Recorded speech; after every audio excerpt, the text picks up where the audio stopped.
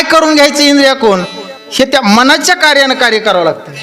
मनाला एकदा जर कोणची गोडी लागली तर मनाला जर परमार्थिक गोडी लागली तर मन सुद्धा असणारं दुसरीकडे डोळे जात नाहीत, कानही कुठेच जात नाहीत. की बाकीची जी इंद्रिय आहेत ना, ज्ञानेंद्रिय, आपलं त्वचा ज्ञानेंद्रिय आहे, डोळा ज्ञानेंद्रिय, नाक ज्ञानेंद्रिय, कान ज्ञानेंद्रिय आहे का नाही. मग हे ज्ञानेंद्रिय आहेत का, मग त्याला कळतंय ते ज्ञानेंद्रिय आहेत. मग हे ज्ञानेंद्रिय सगळे मनाच्या मागे जाणार आहेत. मग त्याच्याकरता काय करावं लागतंय, पहिलं मन इकडं लावावं लागतंय. मन लावलं की सगळंच इकडं जातेत ना, मनाच्या मागे सगळे जातेत. म्हणून मनाचा मारू की जे मन ज्यानं आकळलं ना, रामा ज्याचं मन ताब्यात आया तो स्वयं ब्रह्म आहे, त्याला काही करायची गरज नाही. मग अशा प्रकारची असणारी ज्ञानाची व्याख्या वशिष्ठ मुनी राजा रामचंद्राला सांगू लागले. काया वाचा मनसा चरण ते सहजे ब्रह्मपूर्ण. हे ज्याशा कळली खुण तो तत्काळ जाण परब्रह्म. कायनं वाचेनं मनानं, कायन आहे भगवंताचंच कार्य, वाचन आहे भगवंताचं चिंतन, आणि मनात आहे भगवंताबद्दलच ओढ असावं, देवाबद्दलच ओढ असावा. मनाच्या ठिकाणी असणारं भगवंताबद्दल सारखं चिंतन असावं. आणि पहिली गोष्ट, भडभड आळडून मोठमोठ्यानं रस्त्यानं चालताना जप करणं किंवा लोकायला पाहून रामकृष्ण हरी रामकृष्ण हरी म्हणणं, याच्यात मोठेपणा नाहीये. ती भक्ती मोडत ती फक्त लौकिकतेमध्ये. लौकिकता म्हणजे लोकांना बघावं आणि लोकांना म्हणावं माणूस वेगळ्या काय असो, सतत देवाचंच नाव घेतय, देवाचंच नाव घेतय म्हणून देवच आहे म्हणून म्हणता येणार नाही. मग त्याच्यापेक्षा सगळ्यात सोपा मार्ग आहे, जो मनातल्या मनात जप करते का तेले देवाला लवकर ऐकू जाते. ज्ञानदेवा मौन जपमाळांतरी धरोनी श्रीहरी जपे सदा. मग त्याच्याकरता मनातला जप देवाला जास्त कळतय आणि लौकिकतेपेक्षा मनातल्या जपाला जास्त महत्व आहे. मग आता त्या भक्तीमध्ये काय काय वेळेस आपण म्हणतो हा फलाना व्यक्ती खास आहे, पाकिओ भजन करते, पूजा करते, अनेक प्रकारचं असणारे एवढं कार्य करते, सतत देवाचं नाव त्याच्या मुखामध्ये आहे, आणि एखाद्यानं काहीच केलेलं दिसत नाही. पण ज्याचं काही दिसत नाही ना, त्या बडबड करणाऱ्यापेक्षा कितीतरी पटीने ते त्याच्या पुढं असतंय. का तर तो कोणाला बोलतही नाही, कोणाचं अंतकरणही दुखवित नाही. मग असा जर असेल ना, तो स्वयं ब्रह्म आहे, त्याला ब्रह्मत्वाची पदवी किंवा उपमा दिली तरी कमी नाही रामा, असं वशिष्ठ गुरु सांगू लागले. तो तत्काळ प्रब्रह्म झाला, म्हणता लाज लागली पया बोला. हो, स्वय ब्रह्मरूपे संचला, झाला न झाला ज्ञानाज्ञानी. त्याच्या आज्ञेमध्ये सगळे इंद्रिय वर्तन करतात, ज्याच्या आज्ञेमध्ये सगळे इंद्रिय आहेत. साधू हा शब्द, संत हा शब्द वाटायलाच छोटा आहे, लहान आहे. साधू किती अक्षराचा आहे? दोनच. पण दोन अक्षरात एवढी ताकद आहे. साधू कोणाला म्हणावं? मोठा गंध लावला म्हणून साधू होते का? नाही. सगळ्या अंगानं गंध लावायला आहे, सगळीकडेच गंध लावायला आहे, द्वादश टिळे लावायला आहे. मग आपण त्याला म्हणतो साधू महाराज आहे. गंध बखळ लावले म्हणजे साधू महाराज होऊ शकत नाही. जन साही विकार साधलेत, जन काम क्रोध मद मत्सर दंभ आणि अहंकार साही विकारावर जन मात केली, जन आपल्या मुठीत धरलेत किंवा आपल्यामध्ये आकळून टाकलेत, त्याला म्हणायचं साधू. तो खरा साधू आहे. नाहीतरी वरी भगवा झाला नामी, अंतरी वस केला कामी, त्याशी म्हणून साधू जगी विटंबना बाधू. जगात ही विटंबना आहे, तो साधूच्या याच्यात मोडत नाही. आता दुसरा शब्द आहे संत. संत शब्द सहज म्हणतो आपण, संत किती साधा शब्द आहे. संत शब्दाचा एकच अर्थ आहे, जो कधीच कोणाच्या बोलण्यानं ज्याचं मन विचलित होत नाही, कधी किती निंदा जरी केली तर ज्याच्या मनावर परिणाम होत नाही. कोणी किती जरी त्याला काही बोललं तरी त्याचं मन शांत राहते. म्हणजे संत म्हणजे शांत, स्थिर राहते, त्याला म्हणायचं संत. मग आपण संत म्हणतो कोणाला पाहिले? ओ संत. अरे पण संत कशाची पदवी आहे? संत कोणाला म्हणायचं? ज्याचं अंतःकरण संत आहे, ज्याचं मन संत आहे. संत म्हणजे शांत, तो संत ह्या डिग्रीमध्ये बसू शकतो. मग असं ज्याची अवस्था आहे, मग त्याला बाकीची काही कुटाणी करायची गरज न लगती. सायास जाणे वनांतरा सुखी येतो घरा, नारायण देव त्याच्या जवळ येते, त्याला कुठे जायची गरज नाही मग आपलं काहीच आकळलेलं नाही आपण सैरा वैरा पळतो. आता पळण्यामध्ये तर गावातून मपलाच नंबर पहिला लागलाय. कसं लागलाय? जाय दारकेला बोंबलत, जाय वृंदावनला बोंबलत, जाय काशीला बोंबलत. चालू कसं नाही आपण. आता सुरुवात तर मीच केली ना गावातून. मग आता एवढा पळाल्याच्या नंतर होईल का? होणार नाही. पण मनावर तरी एक किंचित थोडासा परिणाम होईल. मग काय काय ठिकाणी असणार साधू संतांनी तेही सांगितलेलं आहे. जोवरी सकळ सिद्धाय हात चाला वया पाय तोवरी तीर्थयात्रे जाय चुकू नको. मग याच्याकरता असणार एकदा म्हातारपण झाल्यावर जाता येईल का? चालता येईल का? आताच बॉम्बला गुडघे दुखायले तर मग का चलणं होणार आहे? आता आमच्या संग येणारे बा बरेचसे लोक आहेत त्यांनी एकच नाद लावलाय, आम्हाला गिरनारला जायचंय. आता गिरनारला आहे 10,000 पायऱ्या. आता हे म्हातारे कवा जातील वरी? कवा यायला गिरनार चढणं होईल? खालूनच हात जोडून आहेत का नाही द्यायला? आता बरेचसे जण जातात, 100 20 जातात पण टोकाला. 50 तर अर्ध्यातच गळत आहेत, 50 तर खालीच गळत आहेत, 25 अर्ध्यात गळत आहेत आणि 25 कसे तरी शेवटाला जाते. मग अशा प्रकारचे असणार त्या ठिकाणी आपले इंद्रिय थकल्यावर तीर्थयात्रा सुद्धा आपल्याला होऊ शकत नाही. मग तीर्थयात्रा करण्याची असणार जोपर्यंत तारुण्य आहे तोपर्यंत तीर्थयात्रा करायची आणि तारुण्य संपलं ठाईचं बैसोनी करा एक चित्त आवडी अनंत आळवावा. मग मात्र एका जागेवर बसावं आणि रामकृष्ण हरी म्हणित राहावं. मग असं जरी केलं, अशी ज्याची अवस्था असेल तोच खरा परमार्थी आहे, तोच खरा साधू आहे, तोच खरा संत आहे आणि संत आहे त्या ठिकाणी देव आहे. याला गिगार गुणाता स्वतः सिद्ध ब्रह्मरूपता हो स्वयंभूये हाता या श्लोकार्था विनटोनी. तुम्ही आम्ही प्रत्येक जण देव आहे हो. कोणी देव बघायला जाण्याची कुठंच गरज नाही. प्रत्येक जण असणारा देव आहे. प्रत्येकाच्या ठिकाणी जो परमात्मा रूपानं आत्मा जो आहे तो त्याच भगवंताचा अंश आहे आणि तो या शरीरामध्ये आहे. आणि हे शरीर आपलं काही कारणानं काही संगतीनं बरबटल्या जाते आणि बरबटल्या गेल्याच्या नंतर असणार वाईट व्यसनात जाते आणि त्याच्यामध्ये असणार ह्या देहाचं वाटोळं होते आणि देहाबरोबर जीवाला दुःख भोगावं लागतं. मग ह्या जर देहानं चांगले कर्म केले, चांगलं कार्य केलं तरी ते देवाच्या बरोबरीचाच आहे. किंवा देव हो म्हणती तरी ते देवाची होती तरी का चित्ती न धरावे. मग देव होण्याचं सुद्धा ताकद या मानव देहामध्ये आहे रामा, हे सामान्य नाही. मग अशा तत्वावर जो आरूढ झाला, ज्यानं मनावर ताबा केला, ज्यानं इंद्रियावर ताबा केला रामा, तो रामच झाला. अशा प्रकारचं सांगू लागले. इंद्रियाचे कर्माचरण सर्व दे समान ते कर्मयोगी सावधान ब्रह्मानुसंधान निजनिष्ठा. कर्म करणे प्रत्येकाच्या शरीराला असणारे इंद्रिय आहेत. प्रत्येकाच्या शरीरामध्ये मन आहे, प्रत्येकाच्या शरीरामध्ये काम आहे, क्रोध आहे. साधू संतांच्या शरीरामध्ये काही नव्हतं का? सगळंच होतं ना. पण ते सुद्धा पण चांगल्या मार्गाला लावले आणि आपले काही काही वेगळ्या मार्गाला लागले गेले म्हणून आपल्याला अधोगतीला जावं लागते. वाईट मार्गाला गेले म्हणून अधोगती आणि सन्मार्गाला जर गेले तर ऊर्ध्वगती. ऊर्ध्व म्हणजे भगवंताची प्राप्ती. मग अशा प्रकारचं रामा देव बघण्याकरता, देव होण्याकरता इतरत्र गरज नाही. सगळं ज्याचं त्याच्या पशीच आहे, फक्त त्याला वर्म सापडलं नाही. आणि वर्म सापडून देणारे कोण असतात? संत असतात. संतच ते वर्म आपल्याला सापडून देऊ शकतात. सद्गुरूच आपल्याला ते वर्म सापडून देवतात. ते सांगतात अरे बाबा देव कुठं नाही, देव तुझ्या जवळच आहे, तुझा आहे तुझं पाशी, परी तू जागा चुकलाशी. आपली जागा चुकली या वर्म फेरा पडे. आपलं वर्म चुकायले, मग वर्म चुकल्याच्या नंतर फेरा पडणार का नाही? सुई हरपली घरात, एक जण म्हणला उजेडात बघावं लागते होय.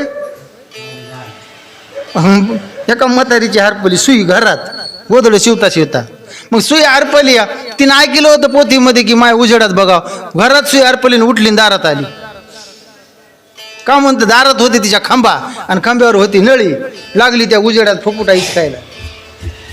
आता एक जण तिथं आलं, मला काय पाहिला दाजी? म्हणली मै सुई हरपली. ती म्हणली इथं कशी हरपली का? नाही म्हणली घरात शिवू लागले. मग कुठं हरपली? म्हणली घरातच पडली. मग इथं काय पाहिलात? म्हणले ना उजेडात बघा. आता असं उजेडात बघितलं ना गोसल का? अगं उजेड कर आणि तिथं ने, जिथं हरपली तिथं उजेड ने ना. मग आपलं जिथं हरपलंय तिथं उजेड करीनच. दुसऱ्याच्या उजेडात बघायला दुसऱ्याच्या जागेवर जमन का? मग तसं नाही, आपला देव जर बघायचा असेल तर आपल्याच जवळ आहे, बाकीकडे जायला गरज नाही. मग तुझा आहे तुझं पाशी या. मग आपली जागा चुकायली म्हणून आपल्याला गौसन, आणि जागा नाही चुकल्यावर जवळच आहे. अशा प्रकारचं वशिष्ठ गुरु सांगतात. स्वधर्म कर्म करीती कर्मी स्फुरे ब्रह्म प्रचिती हा. तेची परमात्मा याची निज भक्ती नित्य मुक्ती सावधानत्वे. बरं, अनेक प्रकारचा असणार स्वधर्म. आपला धर्म काय आहे? मग आपल्या धर्मानं आपल्या धर्मासारखं वागणं हा मानवाचा धर्म आहे. मग आपली संस्कृती कोणती आहे? आपली सनातन संस्कृती. आपली हिंदू संस्कृती म्हणजे सनातन धर्म, हा आपला धर्म आहे. मग सनातन धर्माचे कर्म आपण आचरण करावं का? करायला पाहिजे ना. मग सनातन धर्माचे जे कर्म आहेत ते कर्म आपण करतोत का? आपण त्याचे वितरित कर्म करायला लागले. सनातन धर्मामध्ये असणारं मद्यपान नाही, सनातन धर्मामध्ये मांसाहार नाही, सनातन धर्मामध्ये दुसऱ्याला त्रास नाही, सनातन धर्मामध्ये दुसऱ्याला आपल्या बोलण्यातून काही वाईट होईल त्याचं असंही सुद्धा नाही. मग याच्याकरता जर हे कार्य जरी आचरण केल्या तरी त्याला कुठं तेवढी गरज जाण्याची लागत नाही. सगळं जवळ आहे. फक्त आचरण आपलं चुकत आहे. मग आचरण ज्याचं सिद्ध असेल ना, रामा तो स्वतःच सिद्धरूप आया, त्याला कुठं जायची गरज नाही. स्वतःच तो ब्रह्म आहे. त्यानं एवढे जर कार्य सांभाळल्या गेले, एवढं जर आचरण केलं तर त्याचं ज्ञान त्याला दुसरीकडे जायची गरज नाही. त्याच्या जवळ असणारं सर्वस्व आहे. योगी जागृती सावधान चित सावधान ते देखती स्वप्न सुसुप्ती सुखे समाधान चिद्रूप पूर्ण भोगिती सदा सदा. सुखी असतात ते.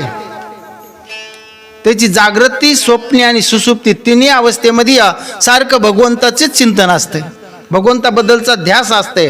आणि ध्यास जागृतच असला तरी तोही सुद्धा असणार स्वप्नात येऊ शकते. जे ध्यास केला का तेच ध्यास चालणार ना. मग आपलं भजन जागृतच नाही तर स्वप्नात कुठून होईल हो?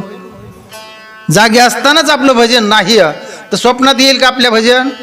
आपल्याला स्वप्नात येईन, सर्प येईन मागं लागन, एखादं भूत मागं लागल, काहीतरी आगाव दुसरं स्वप्न पडल, फेस येऊस्तोर पळल का नाही, उलतू पडूस्तोर असे स्वप्न आपल्याला पडणार. मग ज्याचे असणाऱ्या जागृतामध्ये सारखं भजन आहे तर त्याचं सुसुप्तीमध्ये सुद्धा भजनच आहे. कोण्या ठिकाणी जरी असला तर चिद्रूप भगवंताला असणारा निर्गुण निराकार जो भगवंत आहे त्यालाच तो बघतो. निर्गुण असा आहे, प्रत्येकामध्ये भरलाय, तो माझा हरी आहे असा जो बघतो ना तो खरा महान व्यक्ती आहे. अशा प्रकारचं असणारं सांगू लागले. ऐसा अवस्था त्रयी सावधान हेची भगवंताचे भजन हेची परमात्म्याचे पूजन हेची समाधान जीव शिवांचे. प्रत्येकामध्ये सर्व घटी राम, देहात देही एक, सूर्यप्रकाश सहस्त्र रश्मिया, प्रत्येकामध्ये असणारा रामच भरलेला आहे. प्रत्येकामध्ये एकच त्या भगवंताचाच अंश आहे. आणि त्या भगवंताचा अंश आहे म्हणूनच तुमचं उठणं बसणं चालणं फिरणं हिंडणं सगळं काय घडायला लागलेलं आहे. तो जर याच्यातून एकदा बाजूला गेला रे गेला, मग हिंडणं नाही फिरणं नाही काहीच नाही. भीतीला टेकन, एक रोकड्या कपाळाला आणि भवताल 10-5 लढायला, याच्या पुढे काय आहे का? मग चैतन्य म्हणजे तोच भगवंत. आत्मा राम आणि राम हा भिन्न नाही. आतमध्ये आहे म्हणून तो राम आणि बाहेर असणारा दिसणारा तो राम. मग त्या रामात आणि ह्या रामात बदल आहे का? नाही, अजिबात बदल नाही. पण आपण समजितो हा बदल आहे का म्हणतो आपल्या ठिकाणी मी तू पण आहे, आपल्या ठिकाणी भेद आहे. मग तुका म्हणे भेदा भेद गेला वाद खंडोनिया. जोपर्यंत भेदाभेद जात नाही तोपर्यंत वाद खंडत नाही. आणि संतांच्या ठिकाणी असणारा भेदाभेद नाही म्हणून त्याच्या ठिकाणी वाद नाही. आणि जिथं वाद नाही तिथं देव आणि भक्त एकच आहेत, वेगळे नाही. चला, ऐसा सद्भावे साचार जो सावधान निरंतर हो त्याशी ब्रह्मरूप चराचर विषय मात्र चिद्रूप. याच्याकरता माणसानं सावध राहा, उठा सावध व्हारे आता स्मरण करा पंढरीनाथा, भावे चरणी ठेवा माता, चुकवा व्यथा जन्माच्या जर व्यथा चुकवायला असत्या ना, उठा सावध व्हारे आता. उठा म्हणजे काय झोपेतून का? झोपेतून नाही, अज्ञानातून उठा.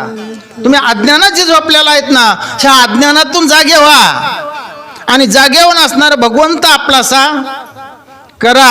आणि तो भगवंत आपलासा एकदा झाला रे झाला, मग त्याला बाकी काही करायची गरज नाही. मग अशा प्रकारचं वशिष्ठ गुरुचं सांगणं आहे. जे जे दिशे दृश्य दर्शन हो. जे जे विषय भोगायतन बरं. ते ते निर्मळ ब्रह्मजान सबाय पूर्ण परब्रह्मा. देवाला सोडून अनुभर सुद्धा जागा रिकामी नाही की इथं देव नाही म्हणून. जळी तळी काष्टी पाशाने भरला, रिता ठाव कोठे नाही उरला. प्रत्येक ठिकाणी तो आहे. तो आहे म्हणूनच हे जगत आहे. गवतात तो आहे, झाडात तो आहे, माणसात तो आहे, प्राण्यात तो आहे. गवतात जर नसता तर तण घ्या गवत वाढलं असतं का हो? भगवंताचा अंश असता वय नाही नसता तर वाढलं असतं का गवत? नाही. मला वाटलं झोपलेच काही. हा जाऊ द्या, दुसऱ्याला म्हणता येत नाही तुम्हाला म्हणलो. मग असं अनेक प्रकारचा असणारा प्रत्येकामध्ये तो भरलेला आहे. प्रत्येकामध्ये तो आहे. पण आपल्याला प्रत्येकात दिसतंय का? दिसला का कधी आपल्याला दुसऱ्यामध्ये देव दिसत नाही, बाकीच्यात दिसतंय का? नाही दिसत. मग दिसत नाही म्हणलं मग आपलं कुठं टेकन? ज्याला प्रत्येकात देव दिसला, साधू संतायला प्रत्येकात, तुकाराम महाराजाला प्रत्येकामध्ये देव दिसला, एकनाथ महाराजाला सुद्धा गाढवात देव दिसला, नामदेवरायाला कुत्र्यात देव दिसला, जगमित्र नागाला वाघात देव दिसला. मग असो प्रकारचा असणार. तुकाराम महाराजाला म्हणताना कुठं दिसला नाही सांगितलं, त्याला इंचुवात दिसला होता. एकदा स्नान करायला गेले असता एक इंचू वाहून जाऊ लागलं. ते इंचूला काढण्याकरता तुकाराम महाराज बेजार होऊ लागले. त्याला वंजळीत धरायचे आणि बाहेर फेकायमुळे वच घ्यायचे की त्यानं दणका द्यायचा. त्यानं दणका द्याला की वंजळ सुटायची, पुन्हा वंजळीत धरायचं. एक जण म्हणला, महाराज काय येडं लागलं काय तुम्हाला? कशाला ते इंचूला वाचवायले तुम्ही? ते तुम्हाला दनादन दणके द्याले. म्हणले त्याचं काम काय? दणका द्यायचं. आणि मपलं काम काय? वाहून जाणाराचा जीव वाचवायचा. मग त्यानं किती दणके देऊ द्या ना, मोह काम त्याला वाचवायचे. मला सांगा, आपल्या इतक्या जणात एखादा दणका दिले वाचितल का हो? आपल्याला जर हिचून दणका द्याला तर त्या हिचूला धरतो का पुन्हा? मरू दे ना तिकडं, मेलं तर मेलं. क्यू करायला गेलं तर जीव घ्यायला उठले म्हणतो का नाही आपण? तुमचा तर शब्द लय पाठ असते. माय क्यू करायला गेले जीव घ्यायलाच उठली, अरे बा म्हणते का नाही माणूस? मग आता इतकी अवस्था आपली आहे का? आता कुठं त्या संताचं आपलं दुकान लागेल. चला पुढं. माहे एक एक सांगो किती वा वा. त्यासी ब्रह्मरूप त्रिजगती. हो हो. सहज ठसावे रघुपती. बरं. ते उपपती अवधारी.